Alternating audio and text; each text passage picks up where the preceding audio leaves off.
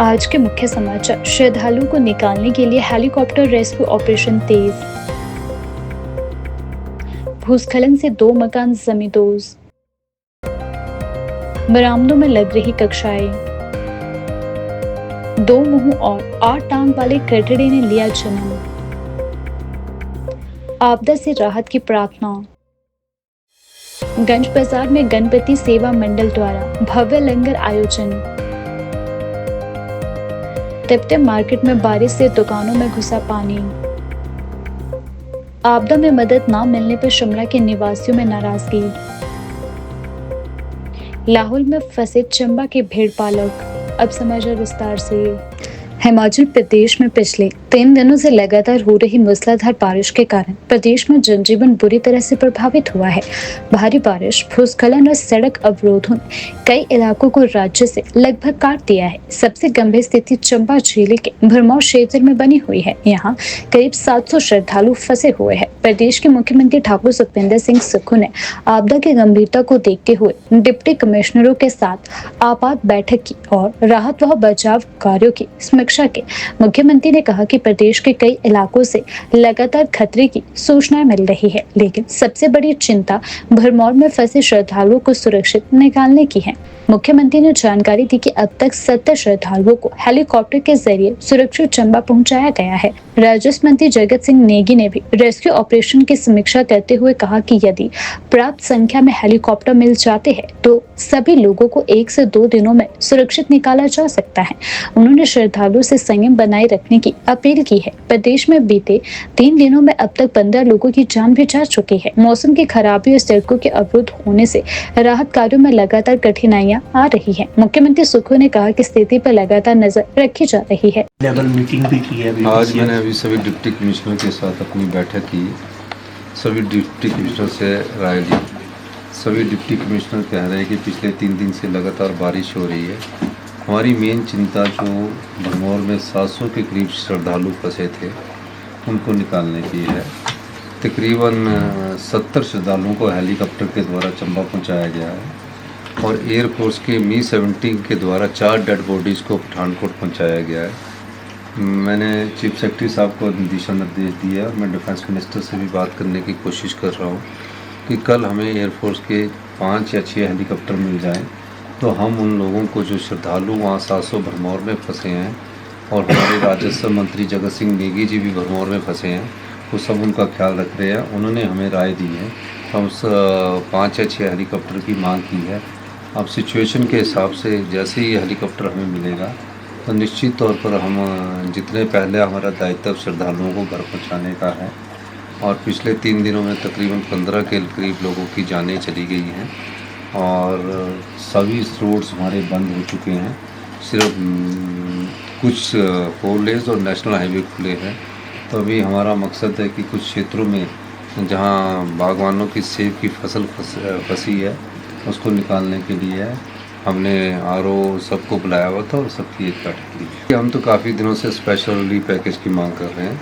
आशा है, उम्मीद है, अब किस दिशा में जाता है ये तो आने वाला समय ही बताएगा, लेकिन निश्चित तौर पर हमारा प्रयास है कि आपदा प्रभावित परिवारों को हम राहत पहुंचा सकें।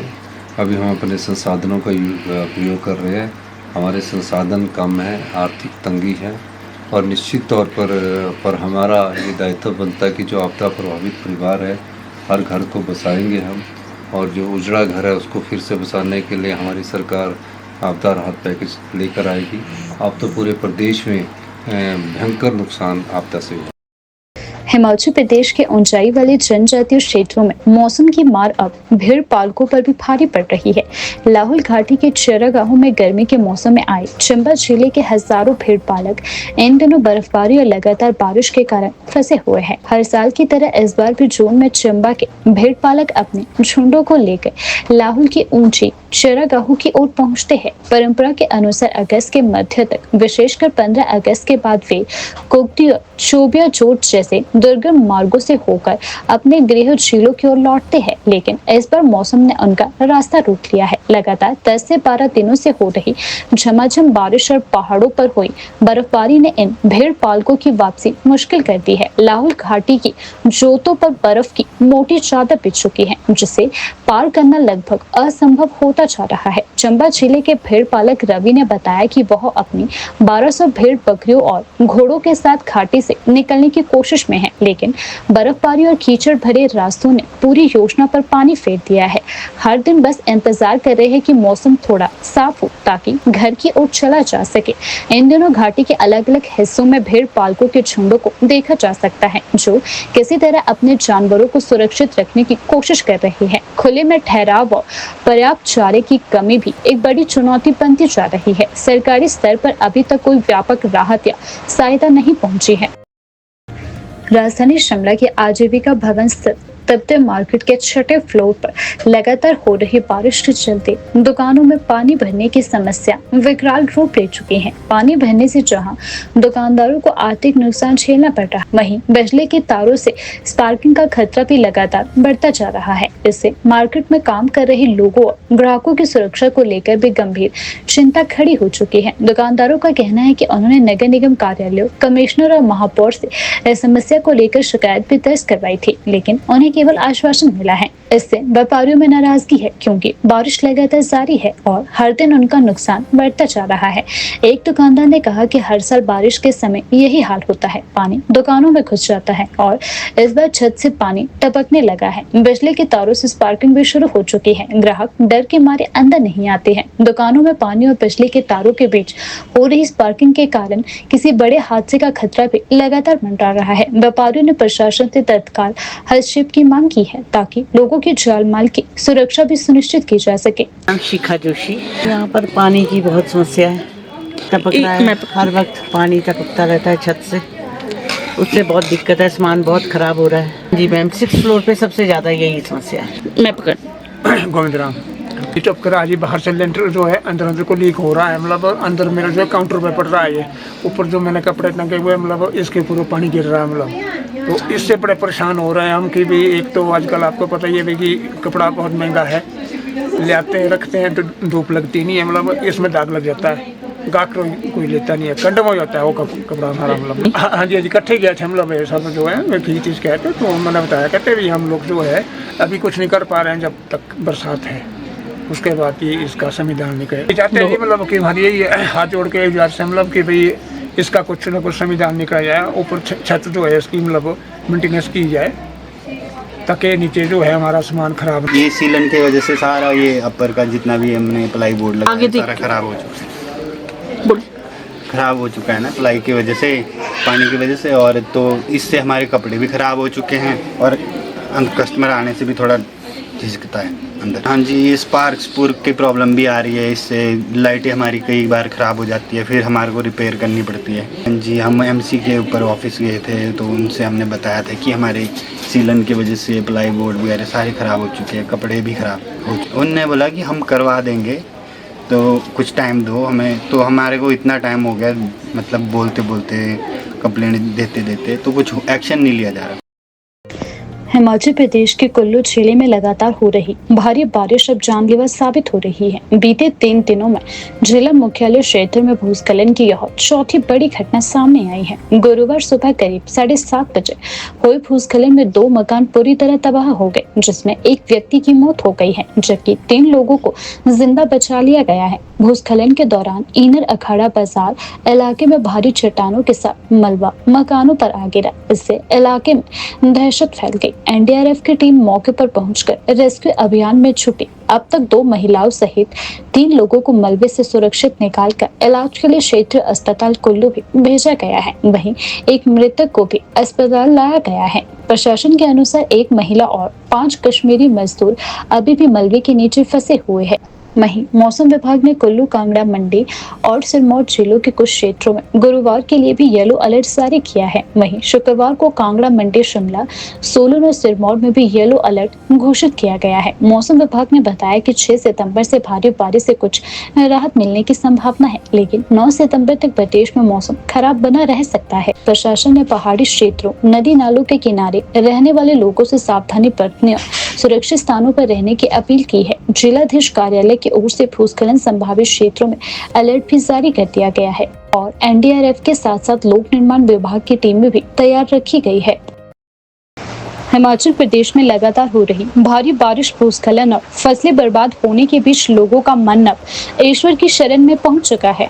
आज शिमला के राधा कृष्ण मंदिर में विशेष हवन और प्रार्थना सभा का आयोजन किया गया, जिसमें आपदा से राहत और जन कल्याण के लिए भगवान से अरदास भी की गई है। मंदिर परिसर में श्रद्धालुओं ने एकत्र होकर शांति, सुरक्षा और मौसम सुधार के लिए विशेष वैदिक मंत्रोच्चारण के साथ हवन किया। हवन यज्ञ के दौरान श्रद्धालुओं ने प्राकृतिक आपदाओं से प्रदेश को बचाने और बारिश की मार से प्रभावित लोगों को शक्ति और साहस देने की कामना की है। स्वाहा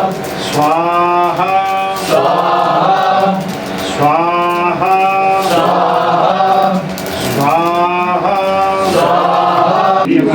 आज जो हवन करवाया गया उसका उद्देश्य एकमात्र यही है कि जो हमारी आपदाएं चल रही हैं विश्व में, मतलब आप देखो हमारे सब राज्यों में नहीं, अन्य राज्यों में भी है, अन्य प्रदेशों के अलावा अगर हम राष्ट्रीय स्तर पे देखें तो बहुत अन्य राष्ट्रीय स्तरों पे भी बहुत सारी आपदाएं आ रही है, भूकंप आ रहे हैं, बाढ़ आ रही है ना। अधिक वर्षा के कारण जो भी भूमि धंस रही है, लोग परेशान हैं, इतने लोगों की मौत हो चुकी है, हम अपने लोगों को खो चुके हैं।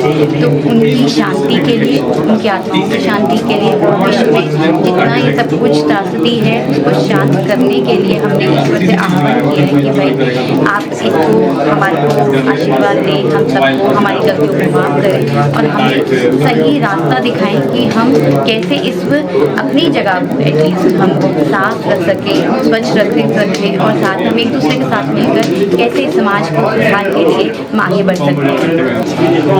क्योंकि हम देवों की भूमि में रहते हैं, हमें तो ऑब्वियसली कूट के भरा है कि हमारे अंग संग हमारे इष्ट रहते हैं, पर जब हम मेट्रो सिटी की तरफ जाते हैं तो लोग अपने कामों में इतने व्यस्त हैं, ऐसा नहीं कि उनमें आस्था नहीं है, पर वो इतने ज़्यादा बिजी हैं कि उनको ध्यान ही नहीं रहता है कि सुबह उठते या रात को सोने से पहले एक बार उस इष्ट का नाम ले लें जिसने ये संसार बनाया है, जिसने हमें बनाया है, जिसने हमें इतना कुछ दिया है और हमारी विपत्तियों में, हमारी मुश्किलों में हमारी मदद भी की है। तो उनका धन्यवाद करके सोएं और उनसे प्रार्थना भी करें कि हमारा हर दिन मंगलमय हो और ये जो हमारा सृष्टि है ये इसी तरह से सुंदर और स्वच्छ बनी रहे। हमीरपुर जिला की नदन पंचायत के बलोखर गांव में एक भैंस ने 2 मुंहों और 8 टांगों वाले असामान्य कटड़े को जन्म दिया, जिसने जन्म से पहले ही गर्भ में दम तोड़ दिया था। यह घटना क्षेत्र में चर्चा का विषय बन चुकी है।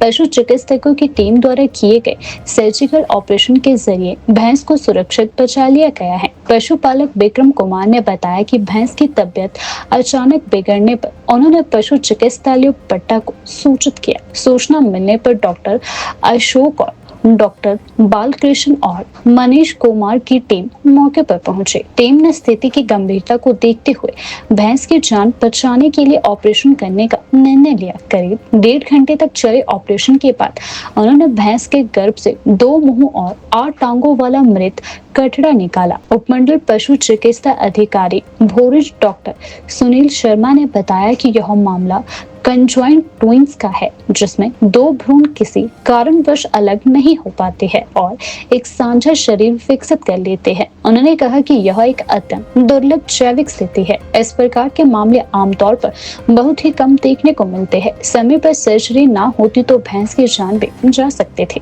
इस अनोखी घटना को देखने के लिए आसपास के क्षेत्रों से लोग विक्रम कुमार के घर पहुंचे। कटड़े की शारीरिक बनावट ने सभी को चकित कर दिया। हालांकि वह जन्म से पहले ही मर चुका था, लेकिन इस घटना ने ग्रामीणों के बीच चर्चा का विषय बना दिया।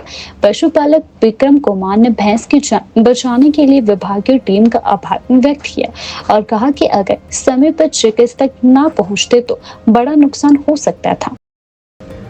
हिमाचल प्रदेश में आई भीषण प्राकृतिक आपदा को लेकर शिमला के स्थायी निवासी केंद्र सरकार की उदासीनता पर गहरी नाराजगी जता रहे हैं। वहीं कुछ का कहना है कि प्रधानमंत्री नरेंद्र मोदी हिमाचल को अपना दूसरा घर कहते हैं, फिर भी ना तो राहत फंड भेजा गया और ना ही कोई ठोस सहायता मिली है।